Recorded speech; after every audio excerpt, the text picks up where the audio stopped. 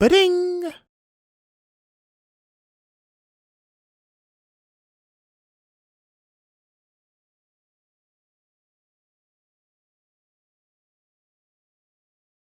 Hey guys, Marcus Stewart here, and welcome to part 2 of Marcus vs. The Streak, where I, Marcus Stewart, try to take on that guy up above me, The Undertaker, the recently retired dead man, phenom, American badass, whatever you want to call him, the last outlaw, the best peer striker in WWE history. He is donezo, and I'm going to show my appreciation by trying to kick the shit out of him and take away his old WrestleMania undefeated streak that, you know, has since been broken by Brock Lesnar. And then if you want to get even more nitpicky, he got beat by Roman Reigns afterwards. But still, he was undefeated here at this time. And yeah, so if you watched part 1 of the video, I attempted to beat him with about 6 superstars or so. Wasn't successful. What I'm doing is that I'm going down the entire roster, or at least the entire available roster, because prior to this video feature, I never owned this game. So I haven't unlocked any of the extra characters or wrestlers. Well, they're characters, but I haven't unlocked the whole roster. And so I'm just going down alphabetical order, shooting my shot with each one. They all get 1 shot each. And, you know, if I win, great. If I lose, move on to the next one. So I believe the last wrestler that I failed with was Christian. So up next is, oh, look at that, the one and only CM Punk. So we are going to start with Punk. He's got an overall 94. That makes me feel good about his chances. Of course, Punk was actually the last streak victim at WrestleMania 29. So let's give it a shot. Here we go. There he is, The Undertaker. Let's see how we do here. Oh, that's a nice picture. Make me, you know, feel real good about myself seeing Punk get beat by The Undertaker at WrestleMania. But yeah, I should be doing better now because last time I had the disadvantage of not remembering how to play this damn game, or I've only played, or at least I've only spent a significant amount of time with only a few of the 2K games. I've played some of them. I'm not a fan of them, really. I reviewed WWE 2K14 last year for Screen Rant, and that game was a total disaster. It's clobbering time, by the way. That's what he said there. So I'm not, you know, the biggest fan of the 2K style of games all that much, but I remember how to play now for the most part. So, and also the match is no disqualification, which I didn't realize till like I got to Brodus Clay last time. So I have the advantage, or the supposed advantage, of being able to use weapons. I tried to do that, most notably with Chris Jericho, who came within a frog's hair of beating the streak. But then Undertaker has a lot of weird shenanigans here, because the idea behind this mode is that Taker is very hard to beat, which makes sense because he was hard to beat at WrestleMania for 21 years. Got that Living Color intro. One of my favorite songs of all time, way before CM Punk started using it, is Cult of Personality. There he is, Punk. One of my favorite wrestlers of the modern era. He was definitely my favorite during his time in WWE, especially this period of Punk, kind of post, you know, pipe bomb Punk, when he became a legitimate main eventer. And there he is, that son of a bitch. I'm not even going to watch his whole intro. That son of a bitch who I'm so grateful for, who influenced so much and enriched my childhood and my adult life and brought me countless hours of entertainment. Fuck that guy. But also, thank you so much for everything. Look at him. Smackdown fist in the background. The Undertaker is a true phenomenon. He's 6'10". There we go. So we got a rematch of WrestleMania 29. And all right, here we go. Yeah. All right, great start. Backdrop. All right, so CM Punk, you know, outside of WrestleMania 29, has a bit of a history with The Undertaker. They feuded back in 2009 during Punk's first kind of run towards the main event, back when he was straight edge society Punk, still had his long hair and stuff. There was, of course, the reenactment of the Montreal screw job, so to speak, when Punk supposedly made Undertaker tap out at was it Breaking Point, the kind of all submissions pay-per-view, which WWE only did once and then never again. Another one of those ideas that probably sounded better on paper than in execution. And, you know, it was like a conspiracy theory between Punk and the referee and even, I think, Teddy Long. And the best thing about that whole rivalry at that time was that we got the still hilarious and kind of like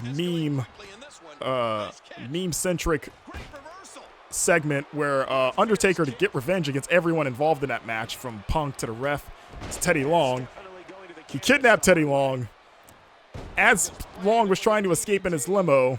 And, you know, Teddy Long, who was the SmackDown general manager, in case you're not, if you're maybe a newer fan, he was the old SmackDown general manager for a long time.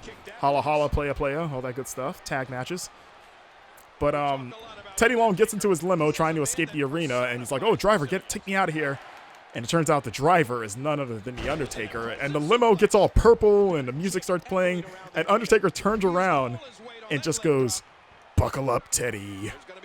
And Teddy Long has this hilarious, just bug-eyed face, like, like gasp, before Undertaker drives him, presumably to hell, to I guess, murder him. Even though Teddy Long was back, I think, like the next week, because that's how wrestling works. But yeah, that, to this day, I think that's still kind of a meme, is that face of, wow, nice counter, power slam. So yeah, I might need a screw job to beat the Undertaker at WrestleMania. There we go. How do I know if the ref's in my pocket? Come back? How do I trigger that? Or is it already active? I don't know. Yeah, camel clutch. Hold it for about 0.5 seconds, but still. Come back? Oh wait, no, he chokeslammed me. I thought I hit my comeback. Oh boy. That's a bad start. He's got his finisher. So no DQ, no rope breaks. Shit! Oh my god, I forgot about that. His stupid combo from the last episode where he does the choke slam, I kick out of the pin, and then as soon as I stand up, he tombstones me. Oh, thank God. Because he really only has one chance to kick out. Oh. Struggle. Oh, come on. Clearly, Punk won that. We all saw it. Oh, jeez. I'm at it. Okay. Oh, my head's red. What the? I need to do my running Enziguri thing. Uh-oh. Wait, what is this? Oh! Almost like a Rings of Saturn. It is a Rings of Saturn. The crowd's behind me. Punk chant's going wild. I need to get out the ring. I need desperately to get out the ring to try to grab a chair or something. But Taker is wisely not letting me do that, not giving me an inch here. This is I think CM Punk got beat up less during his UFC career. His short-lived UFC career. Oh, he did. I thought I reversed it. Well, yeah, Taker's hit me with all three of his finishers in this match. Can I kick out it? What? Thought I got there. Well, there we go. CM Punk. History repeats itself. Just can't be the Undertaker at WrestleMania. And okay, I was like, what is the delay here? Well, there we go. The best in the world, not against the Undertaker. So let's see who's next. Oh, man. And we talk about times changing for wrestlers. Look at Cody Rhodes. And more importantly, look at what's on his face. This is during the Cody Rhodes mustache phase. So I forgot about that. This would be 2013. This game came out fall of 2013. So this would be during the Rhodes Scholars when he teamed with Damian Sandow. And man, of course, Cody now over at AEW as one of the top stars over there, the current TNT champion, actually just defended it against Jake Hagar on the most recent episode of AEW Dynamite. But man, talk about a guy who has always been incredibly talented and one of the best, I think, character performers, because he had so many crazy over-the-top gimmicks in WWE between like Dashing Cody Rhodes and then Dr. Doom, Phantom of the Opera Cody Rhodes, and then this thing, and then Stardust, and he always knocked them all out of the park. So I've been happy seeing how successful he's gotten since leaving WWE with the whole, American Nightmare, Elite stuff, now AEW. All right, Cody. You've overcome a lot. Become a legitimate main eventer. You're a world champion, an NWA world champion at least. You know, you've proven a lot of doubters wrong, myself included. But can you beat The Undertaker? Doing probably better than Punk did. At least for the opening bit. Uh-oh, what is this? Oh, belly to belly. Undertaker's famous belly to belly. Amateur master, of course. You think Cody would know how to counter that? He's actually a legit amateur wrestler. Down in, what, Marietta, Georgia, where he's from. But I remember when Cody debuted in WWE back in 2007, when Dusty Rhodes, his father, of course, was feuding with Randy Orton. I saw Cody, who was a skinny kid that looked like he looked like the biggest jobber at the time, and is like just looked like a fake wrestler, like in his boots and tights. And I remember, like, that's Dusty's other kid. Like, okay, you know, we'll see how he is. And then, like, when Legacy started, which was the faction with him, Randy Orton as the leader, and Ted DiBiase Jr., me and pretty much everyone else, I would like pretty much seem that pegged Ted as the breakout star of that group. Like, oh, Ted's going to be the one that becomes the big deal. And Cody, like, oh, I'm sure he'll be fine, but not as big as Ted. And then, you know, fast forward about over 10 years, and now Cody's one of the biggest stars in all of wrestling, and Ted isn't even in the wrestling business anymore. So how about that? You know, never say never in wrestling, right? And now, but can Cody beat the streak? That's what we're gonna find out. Take this! Oh my God, he didn't counter it. Thank God. There we go. Oh no! Man, I need Arn Anderson out here to coach me. I need the enforcer. I thought I countered that. And that punch lands hard. Oh, jeez, come on. All right, this is starting to go south a bit. This is starting to go south, not liking this. Oh, jeez. Counter, there we go. All right, I'm gonna. No, I'm gonna get the ring. Oh, he's dazed. Oh, I'm not gonna. Oh, could I have rolled him up there? I saw like a pin icon. I've done the always unbeatable roll-up. American Nightmare! Oh no, I missed! I just realized the American Badass versus the American Nightmare. Who's the greater American? I don't know.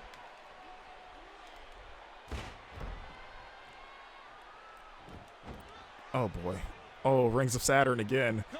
When has Taker ever used the Rings of Saturn? Like, I cannot remember a time he's ever applied that move, like, once. But if he has, someone please send me footage of this, because I would like to see it. Oh, jeez. He's got his signature. Reversed. Oh, gee. Oh, no. I don't want you up there. Please work. Oh, boy. All right. I'd rather miss than, or counter. Shit. Cody! Get Dustin out here. Get Kenny Omega. Get somebody. There we go. There you go, Cody. I got my signature, which, would it be the disaster kick? What's this? Oh, he's going to do his Taker dive. I forgot it's like a cinematic thing. Oh, boy. Oh, see, there is a counter there. I see it for like a brief second. Do I have my finisher? This is like a, I think like a pity finisher for, or is it a reward for catching him, not letting him crash on his head on a cameraman at WrestleMania? Oh, he's just posing now. He's being real cocky. I can't. I'm trying to counter this. He is just coming at me. I'm just blowing the timing there. It's really tight timing. Jeez, too fast, too slow. Fall away slam. Stole that from JBL.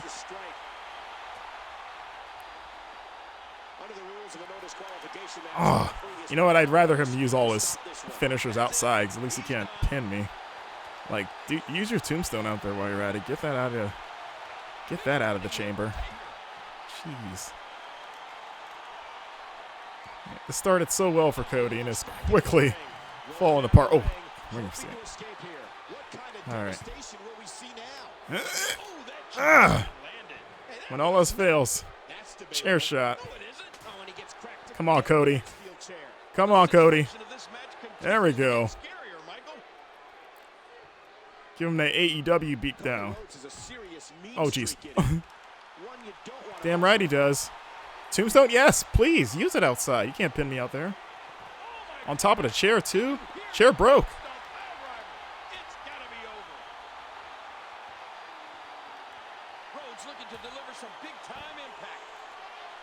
What is this? Oh. Okay. No, I want to stop going in the ring. I'm trying to grab something outside the ring. I'm trying to go. How about the stairs? Oh, they are. You know, Cody's a smart guy, very crafty. So this, you know, he knows what he's got to do. He's you know, he studied the tapes of all the matches, he saw the Punk match and all the other ones. Fits Cody's character, you know. All right. Trying to soften his head up for a crossroads. Cody Rhodes, one of the truly great young and up-and-coming superstars in WWE. It's almost weird to hear Cody be called up-and-coming. Even at this point, because, like, even in 2013, Cody had been in the company, like, 5, 6 years at this point? Had won the Intercontinental Champion a couple times, Tag Champion multiple times. Shit. Ring escape. I used my ring escape. What is this? Sidewalk slam? Stole that from Boss Man. Ring escape. There we go. I want to catch him. Surprise. One hit a surprise. Crossroads. There we go. Oh, we reversed it. Shit. No. Oh, jeez. Cody, no. He's got 2 tombstones. I mean, he could just pin me and probably win. Oh, wow. Oh, my God, I reversed it. Oh, I got an achievement for it. Oh, oh, my God. Yes, pin. Oh, my God, Cody. Oh, what if Cody...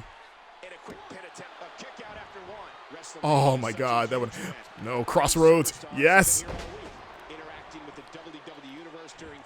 Oh my God. Oh my God, Cody might do it. American Nightmare. Oh. No turnaround, Cody. No. Oh my God, Cody. That might have been the closest I've ever come to beating Taker, just in terms of damage done. Oh shit. Yeah, I don't think. Yeah, Cody's tapping. Damn.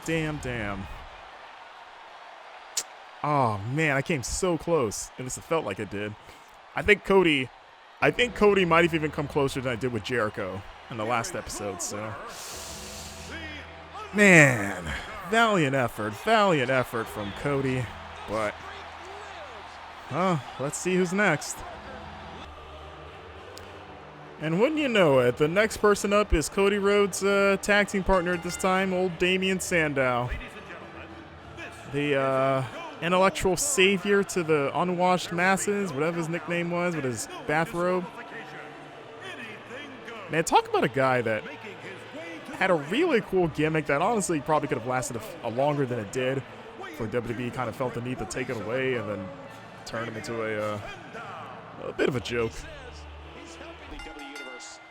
All right, Sandow, pink tights and all, let's go. Use your big brain. You know, you might not be able to out strength or outmatch the Undertaker, but you can outthink him. So yeah, Sandow. At this point, would have been in the company just about a year. He debuted in 2012. Whole gimmick was that he was a genius who thought he was better than everyone else. And I thought he played that role super well, and it was one of my favorite gimmicks on the roster at the time. Actually, it was pretty much like a modern day like Dean Douglas or Matt Striker, which is modern too, but more modern, I guess. Just, you know, the cocky asshole intellectual is nothing new in wrestling, but Sandow played it really well. Loved his, you know, like the Hallelujah intro. And yeah, I thought they took it away from him too soon because it was like a couple years in. Oh shit! Oh, it went so slow that it threw me off the timing. Yeah, take that. Smart guy power bomb. That's what he called it back then. Everybody knows that. Smart guy drop kick. Yeah, intellectual clothesline. Undertaker counters it. But yeah, they took away the, the gimmick, and then I think that's when he transitioned into just being the stunt double for Miz. He was Damien Mizdow, which was actually pretty great. Like, that was one of those things where he took on paper, a really kind of like nothing and dumb idea and just made, he took chicken shit and turned it into chicken salad and got over real big. And actually, the year that this came out would have been when he won the Money in the Bank. Probably the most forgotten Money in the Bank winner, honestly. And the second guy in history to fail his cash-in when he tried to cash in on John Cena on Raw and got his ass whipped. Jeez. I remember at the time, he was pretty much like, his Money in the Bank win raised a lot of eyebrows. Even I was like, I don't know about that one. We'll see where it goes, and then it wound up not really going anywhere. It did lead to the really good segment when, because that's how the Rhodes Scholars broke up, was that Cody was in the match too, and they were working together, but then, Cody had the briefcase won, and then Sandow came in and screwed him out of the win. So things got real kind of tense between them before they imploded entirely. But then we got the really kind of like a underrated segment where Cody stole the Money in the briefcase, and Sandow was freaking out. He couldn't find it, and he spent the whole show trying to find out where Cody went.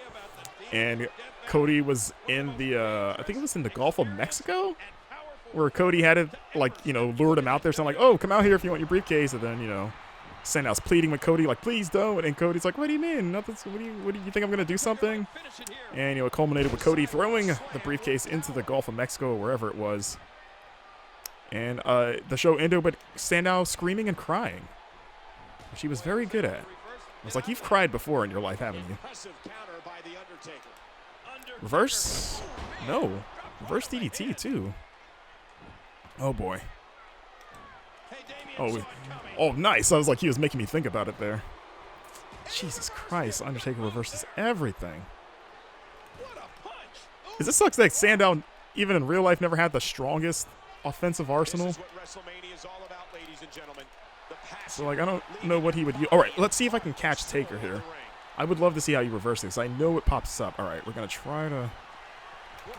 Damn. Okay, I did too late, but I tried there.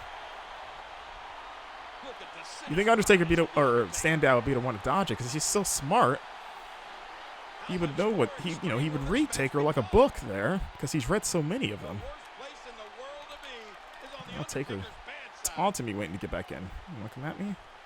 I wish I could hit him when he's coming out so I can make him fall on his head or something.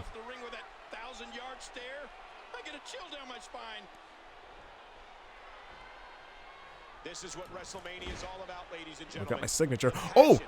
No! I was like, his signature is the elbow of the stain, right? The Kobito Akayet. It was like Latin for elbow of the stain, which is just this really theatrical and weak-looking elbow. Made the people's elbow look like the tombstone, which he did not beat me with, but I did get Sandow took his last ride. There we go, Damien Sandow. Not quite the savior that I needed to beat The Undertaker, but hopefully the next person is. All right, here we go. Big step up from Damien Sandow, one Daniel Bryan. Oh, he's saying no. He actually got the voice sample in there. Nice. Of course, this is 2013, the year of Daniel Bryan's rise. This will be post, when this game came out, post SummerSlam 2013 when he beat John Cena, became WWE champion, then immediately lost it to Randy Orton, kicking off the Daniel Bryan versus The Authority storyline in fullest, which is one of the best storylines of the last decade. He's in kind of Team Hell No phase right here. That's a pretty good looking Bryan. Not bad. The Undertaker, and he said it himself in that Last Ride documentary on the WWE Network, which I said it last time, but if you have not seen that, and you like are a WWE Network subscriber, you should absolutely watch that series because it might be the best documentary that WWE has ever done, and that's saying a lot because they've done a lot of great ones, especially the ones that they do for the network. But that like 5-part series was, my God, just so well done, and just so illuminating of just seeing Undertaker's thoughts and like his perspectives on all these especially the matches of the last 3 years, but also his whole career. But he mentioned in there how he always felt like his best work was against smaller guys. And seeing Bryan, I was like, I don't think, like, Undertaker and Bryan have never had a singles match. Unless I'm forgetting something, but I'm pretty confident that's never happened. Maybe, I know they teamed together once when Team Hell No teamed up with Undertaker to fight the Shield. But other than that, I don't think they've ever really interacted in the ring. Outside of maybe a Royal Rumble or something, but I don't think so. So this isn't, again, one of those matches like, man, it just, Taker in his prime, which honestly, his prime for me, in terms of like pure in-ring, just like fantasticness, which is a terrible term, but I'm going with it. Taker's fantasticness was probably modern Undertaker in terms of like, that's when he started having the like litany of like 4 or 5-star matches, like 2006, 2005, 2006 to 13. Like, yeah, I think that was like Taker's golden period for like awesome big time matches. So like him wrestling Bryan at really any point in Bryan's career, but sure, at this point in the rise, I would love to see Bryan and Undertaker because of how well Taker works with smaller guys. And especially like how well he worked with someone like Bret Hart, technical wizard, having another kind of technical wizard, like someone with the technical ability of Bret, but with the speed of a guy like Shawn Michaels or Rey Mysterio. And Bryan, who just got last righted, trying to. That would have sucked if Bryan lost right there so soon. Yes kicks, or I guess no kicks at this time. Okay, okay, here we go again. All right, can Bryan be the one to reverse this? I feel like I'm going to just mash it constantly. Damn, too fast, though. You get like one chance. One chance with that. Come on, Bryan. Can we get Kane out here to help me out? This is what WrestleMania is all about, ladies and gentlemen. The passion. Come on, Bryan. There you go. Like, you came back from a career-ending injury. You can beat the Undertaker here. You've overcome the odds many times. Wish I knew how to dive through the ropes. Hit my. Oh, there we go. I was like, I can do my flying goat. It's the flying goat. Oh, it doesn't really. All right, man. What if I made the Undertaker tap out? One of Bryan's many submission holds, because the story is that Undertaker, or at least Phenom Undertaker, has never tapped out before.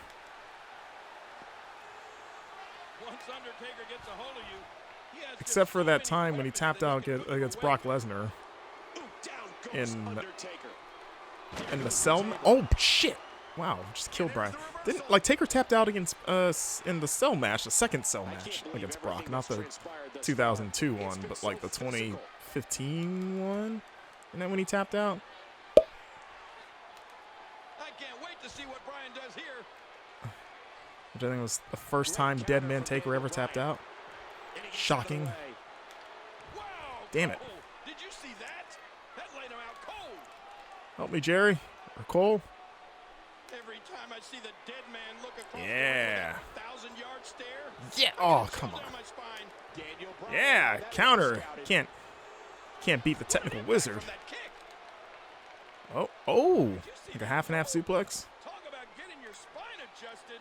Jeez. What is my signature? Yes. Oh, yes kicks. Oh. Oh, it's got the Bryan voice. No. So, do I have the running knee, or is it just the label lock? Oh, looks like. Oh no, I got it. I got the running knee. There it is. He was able to reverse that. I was like, I don't know if that's more or less reliable than trying to make Taker. Yeah, use it out there. Actually, no, why did I use that? I want to get out of this as soon as possible. Minimal damage. Yeah, tap out. Oh, wow, I'm red. I am in the red. Physical match these gladiators have put each other through. The intensity in this has been incredible. You know, it's a great, if you're looking for like a good Undertaker versus a technical guy, since we can't get Bryan, I mentioned Bret Hart, but also Kurt Angle, and specifically the match at No Way Out 2006 between Undertaker and Kurt Angle. Somewhat of a forgotten classic. Like, it gets its due every now and then, but it's not one of the matches gets brought up immediately when you think of Taker's best matches. It did get some love on the network and the last ride. Oh, what does it come back to? I thought, does it just power me up? Like, am I stronger? A nice reversal by the Undertaker. Damn it. 'Cause he's got his comeback too. But yeah, like the No Way Out 2006 match with Kurt Angle is so fucking good. and two guys that have very different styles. Whoa, what is this? One of these, another crazy minigame. All right, I'm going to wait for B. B? I hit B. A? What do you, I'm hitting it. I don't know, what did you want from me there? Did I mistime it? I mistime that. This might be it for Bryan. I'm gonna have to go back home to Brie Bella and make another baby. Yeah, there we go. That's a no, no, no. All right, who's next? And man, we've really dropped down the ladder here a bit. We got Darren Young, who, I mean, you know, hey, no disrespect to Darren Young. He was never quite Daniel Bryan. I almost kind of forgot he existed until I saw him next on the roster. Of course, formerly of the original NXT, not back when it was the game show NXT that Bryan also debuted on, and then the Nexus. And then after that, Primetime Players, pretty much, yeah. Him and Titus O'Neil. But, I mean, hey, former tag champs. Millions of dollars. There it is, almost the millions of dollar dance. Mr. No Days Off, Darren Young. What is he doing now? All right, Darren, Mr. No Days Off. Let's prove it here. Oh, we ain't gonna get a day off after that. Yeah, what can you say about Darren Young? Again, you know, not the most prolific career. You know, decent. You know, he was on the roster for a bit. He had a decent little run, a few years. Like I said, Nexus was a big deal for, you know, the 8 months or so that they were around. Granted, he wasn't like the star of Nexus, but he was in it. He looked a lot like John Cena. He called himself the Black John Cena, which actually the facial resemblance is uncanny. Like, if you ever look at John Cena and Darren Young side by side, it really is it's kind of freaky. So he had that going for him. They should have I don't know why they never did just like really ran with that, like make that a gimmick, like he just starts imitating John Cena. I don't know. That probably doesn't have a lot of shelf life as a character, but it was better than most of what he did outside of the Primetime Players, because him as a singles competitor, not the most interesting guy in the world. But you know what would be really interesting if he could beat Undertaker, getting dirty. Usually it's me that initiates it. He does not want to deal with Darren Young's bullshit, apparently. He is not a fan of the millions of dollars. I'm trying to pick the chair up. Didn't work.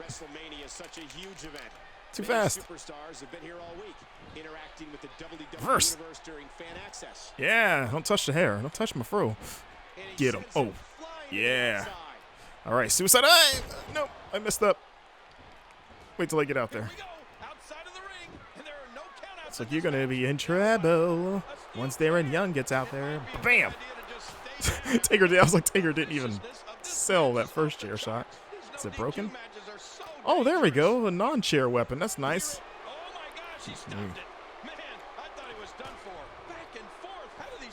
All right. Let me show you what Triple H showed me backstage. Time to play the game. Oh, man. What if Darren Young beats The Undertaker? He might do it if he can get some more sledgehammer shots in. So, When did Darren leave? I don't even remember when he got released. Titus O'Neil, his old partner, still there. Hasn't done much in a while, but then again, that's like most of Titus's career. It's like, hasn't done much. Former tag champ, former 24/7 champ, slipped in the ring and gave us maybe the funniest thing I've ever seen in wrestling at Greatest Royal Rumble a couple years ago. You can use your finisher out there. But you know what? Darren Young, he did have a pretty immaculate afro. I will give that to him. Every time I saw that hair, I was like, that is a textbook afro. Like, that is what, if you looked at afro in a dictionary, that would be the picture, is Darren Young's head. Darren Young would occupy both that definition, and if you looked up John Cena on Wikipedia, if you would assume it was just John Cena in blackface and try to cancel John Cena, but we assure you, it is Darren Young, a completely different person. All right, Darren, can you reverse this? Can you reverse the Taker dive? Nope, still too fast. Does it have to be like right when he's about to make contact? Maybe. He said three. He said it like the last 3 matches in a row or so. With the Undertaker, the legend grows and grows. Darren is. I was like, Darren is down. He is.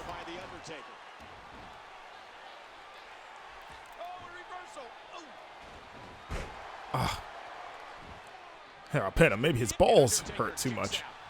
No. Taker's not even going to entertain the notion that could keep him down for even a 1 count. Too late. Last ride.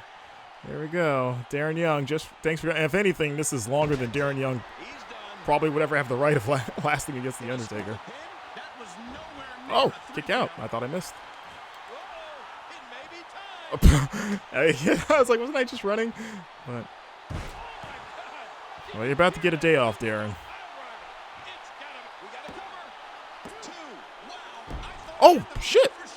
I nailed that. Darren, yeah, the afro probably cushioned, padded the blow there. I think that's the power of a good afro. Darren Young will not die. That should have been his gimmick. Can't kill him. I mean, I guess Matt Hardy kind of owns that, but he could have been the Black Matt Hardy instead of the Black John Cena. Oh, sure. Choke me out. I'm tapping. This is what WrestleMania is all about, ladies and gentlemen. The passion, leaving your body and heart and soul in the ring. There we go. I'm sorry. I'm sorry, sir. Run. Run, Darren. Oh, my adrenaline's running out. Oh, I got my finisher. Well, oh, the gut check. I was like, what was Darren Young's finisher? Actually, I'm surprised I remember that. I guess his finisher was kind of cool.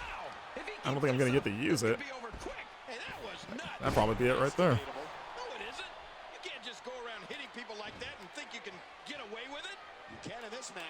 Reversed. Darren, how do I do the gut check? Is it a... Oh, I got him. Did I? Oh, of course not. Got that DDT. No, I think Taker's done playing around. Just like Darren Young's like an annoying gnat that just won't go away for the Undertaker. This will probably be it. At least hey, Darren kicked out at 2, so. Oh man, I thought I had it that time again. I was like, whoa. Say, what is with these kickouts? But nope. Darren Young loses to the surprise of no one. So who is next? Oh boy. Really, David Otunga, huh? Well, at least I always liked his theme song, and that's about it for David Otunga. Hey, smart guy. I think he's better suited where he is now as kind of like the occasional on-air like commentator or interviewer or whatever. But in the ring, never quite clicked. So right now, Otunga is informing Undertaker that he is married to Jennifer Hudson, which is kind of the only real interesting thing about Otunga outside of that he's a Harvard graduate. Is he still married to Jennifer Hudson? Are they still together? Actually, I have no idea. He hasn't wrestled in a long, so I haven't had to hear the commentators mention it every night that he was on TV. So I've lost tabs of their relationship because of that. course, Otunga, also former member of the Nexus, alongside Darren Young. Former tag champ with Curtis Axel, who also isn't around here anymore. And that is about the extent of Otunga's career accomplishments in the ring. But I mean, hey, he graduated Harvard and he married an Academy Award-winning actress and super famous singer. So doing all right for himself. I think he's doing just fine. Also an attorney. He's actually he's a licensed attorney. Like the Undertaker, though, Undertaker doesn't care. Has Undertaker ever wrestled at David Otunga? I don't think so. I feel like Undertaker would have mentioned that on the last Ride special. He would have talked about, there was like a segment when he talked about his favorite opponents, from like Bret Hart to Steve Austin to Ric Flair to Edge to Shawn Michaels. I didn't hear him mention Otunga, and I feel like if they had wrestled before, he would have lumped Otunga in there. So, but I think there was like a special after the show. They did like, you know, the extended stuff, and he talked about people he wished he had gotten in the ring with. You know, AJ Styles was a guy that for a long time was one until he got into the ring, and by that I mean the boneyard. But I'm pretty sure David Otunga was one of the other guys Undertaker mentioned. There's going to be a lot of offense in this match. David Otunga looked huge. Bam! If only that went into the barricade like it would have. Have I done a single move? Forgot David had the A-list nickname before Miz did. Let's see. Undertaker. I really wish Undertaker didn't have the bald head around this time. Or not the bald head, but the mohawk. That's the only thing that keeps bothering me. It's like, oh, I'm fighting Mohawk Taker. I forgot that's the Taker that we had around this time. Just do not like that look for him. Undertaker, you know, what makes him scary, he's got the long black hair. It's in front of his face. You can't see him. He's you know, makes him creepier, like a zombie. I don't want to see his triangle hair. You know, what was your favorite Undertaker look? So I've always been partial to, I love the modern look, like I guess this look, but with hair. But I also love the like 97-ish Undertaker. I think that one doesn't get enough mention, but like 97, 98 Taker, it's a real good looking Taker. I might be biased because I had the toy of that Taker, like the action figure.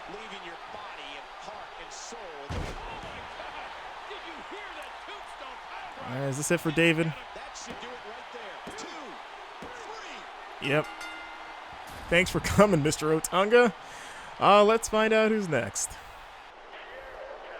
Now business is picking back up, because now we have got the current Jon Moxley, former Dean Ambrose, in his Shield days, coming through the crowd, also a United States champion at the time, the longest reigning champion, I think, still in history. So yeah, and here's another matchup where, man, in different time for both of them, like if it was like current Jon Moxley against Prime Taker in a no-holds-barred match, like, that would be amazing. That would probably be a really fun, like, bloodbath. Look at him go, though. Look at old Dino. This is even before he became Lunatic Fringe, Dean. This is at the height of the Shield, really, here. Let's see how he does. All right, Dean Ambrose. Would this be the first game that Ambrose was in, then? Because the Shield debuted in the fall of 2012, which around the time the last game came out, which I played. I don't think they ever added him as DLC. Maybe I'm wrong, but otherwise, this would be his video game debut. And right now, Ambrose, Moxley, whatever you want to call him. I'm actually having a trouble calling him Ambrose, and I thought I would struggle more with the name change, but I guess I've watched enough AEW at this point to be like, oh yeah, Moxley. But doing pretty good, but man, Lunatic Fringe versus the Dead Man. Why didn't we get that? Maybe if we'd gotten that, he would have stayed in WWE instead of making him wear stupid gas mask and cut dumb promos about how everybody smells in every city he goes in when he's supposed to be a serious heel, and yet he's doing these really weird, corny promos. I don't care how good shit it was. still ridiculous. Look at that great flexibility. Right hand, great reaction. You would think Undertaker's had his fair share of like stupid moments too, especially earlier days like 90s Taker. But that had more to do with like everything in the mid 90s specifically is what I'm talking about, like the dark ages of WWE that we don't talk about, like 94 to 96. Everything was stupid in WWE at that time. So it wasn't specifically Undertaker, but you know that's when you got like Phantom of the Opera Taker, and then the still like stupid but still amazing in a weird way when he got quote unquote killed by I believe it was Yokozuna. It wasn't Kamala, right? It was Yokozuna, where they like crushed him and put him in the casket for like a casket match, and Taker lost. And you know they may think, oh, Taker's dead, and then he pops up on the screen and like basically flies to heaven. Like he just flies up the arena. You need to look it up on YouTube if you've never seen this. You probably just look up Taker ascends to heaven or something like that. It's super duper dumb, but it's also amazing. So you know, Undertaker's had his share of dumb moments and dumb opponents, from like Giant Gonzalez to King Kong Bundy. All right, he's crazy. Lunatic Fringe. Oh, yeah, that was his drop kick. It's a nice touch. So actually, this would be before Ambrose was using the double underhook DDT for Dirty Deeds, because this would be the first version of Dirty Deeds, which was like the headlock bulldog driver that he was using during the Shield before he switched to the current Dirty Deeds. Hopefully we get to see it, unless this last ride murders me. It's funny, when he's up there for the last ride, it kind of looks like he's just kind of like chilling out instead of like, whoa, like, okay. Shit! Oh my god, I missed the... Oh my god, I can't believe I lost that quick with Dean Ambrose. Because it goes... I'm so used to it going fast now that when it starts slow, it throws me off, or I let go too soon, because I'm so used to the fast speed. So you saw I like stopped right before the line. Oh my... I can't believe Darren Young and David Otunga lasted longer than Jon Moxley. I'm sorry, Mox. I know you're watching this right now. You're a big fan of the channel. I'm sorry I did you dirty like that, but hopefully whoever's coming up next can do you justice.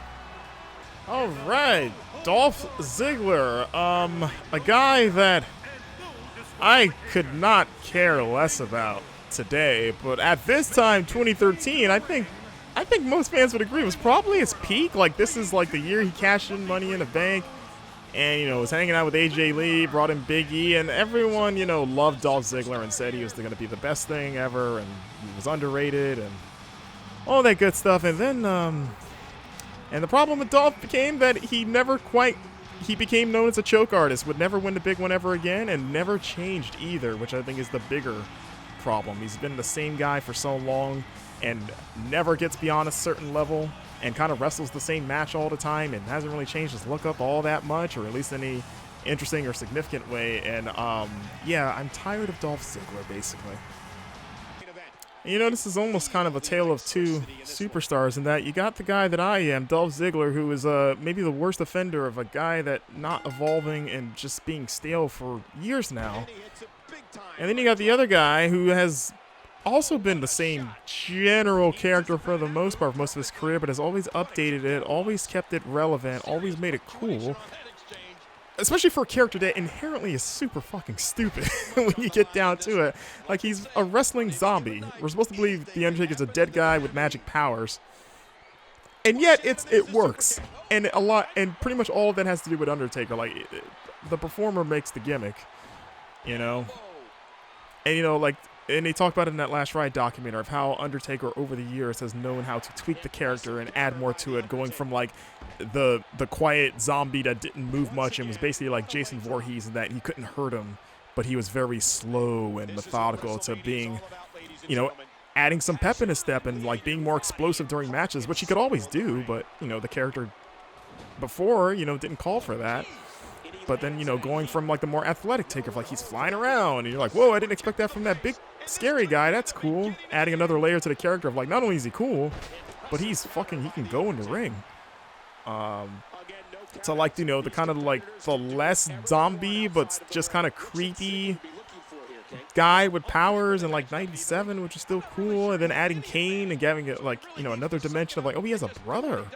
Okay, and then Ministry of Darkness, Satanic Taker in the late 90s, to American Badass Taker, which pretty much just being himself, but a biker, and then Modern Taker, which is kind of an amalgamation of all of those.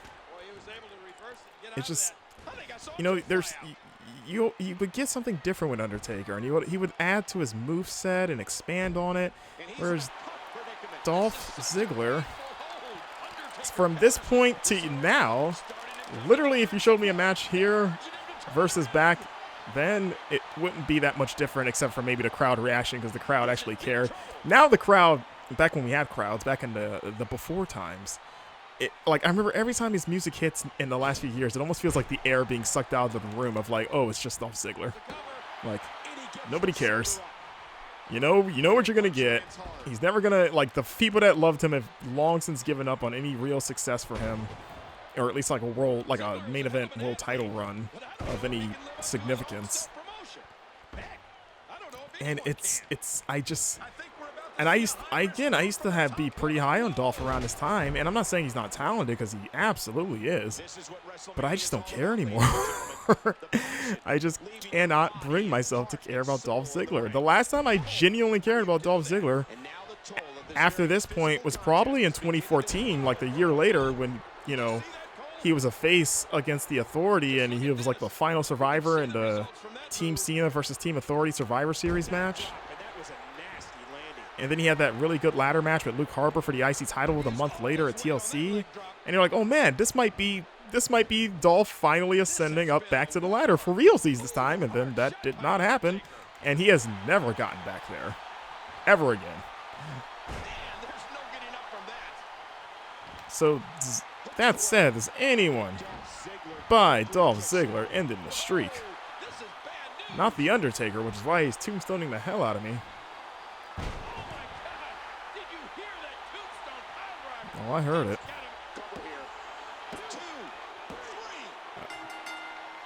Damn it, Dolph. Just, even here, constant disappointment. Well, what can you expect?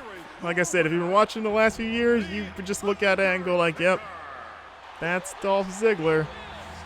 And that is the end of part 2 of the series. So, like, yeah, still couldn't do it, but I think we're deep into D's now. I actually don't know who's next. So we'll see. Hopefully someone better. But yeah, thanks for watching, guys. We'll see if we can beat The Undertaker next time. But be sure to like, share, and subscribe if you like this, as Taker does his really weird version of his pose. His weird kind of like, yeah, pose. That doesn't fit. But yeah, you know, like, share, and subscribe. Really appreciate it. Check out the other videos I got on my channel. You can also hit me up on my Twitter, at MarcusStewart7. That's the number 7. But you can also hit me up on my Twitch at Marcus Streams Games. I stream Tuesday and Thursday nights. Tuesdays I have a playthrough of Assassin's Creed Odyssey, and Thursdays I have a playthrough of 2017's Prey. All going on right now, so check those out if you're interested. And finally, if you want to check out my written work, I have a personal website /portfolio at marcuswritesAboutGames.wordpress.com. So until next time, guys, I could not beat the streak, but I've still got plenty of superstars left to throw at one of the greatest superstars to ever grace a wrestling ring. Can I do it? We have to wait till part 3 to see. So until then, have a great one. Hey, if you're a Sailor Moon fan or love anime in general, be sure to check out a podcast by Moonlight. It's the podcast where I and co-host Jack Gardner watch every episode of Sailor Moon for the first time ever. We give a play-by-play breakdown of each episode, discuss and debate theories for where the show is headed, and, most importantly, make a bunch of stupid jokes and idiotic observations for your listening pleasure. Every Wednesday, you can listen to a podcast by Moonlight on Spotify and Libsyn, as well as follow the official Twitter account at APBMoonlight to keep up with new content. Moon, Prism, Power, Makeup, and subscribe.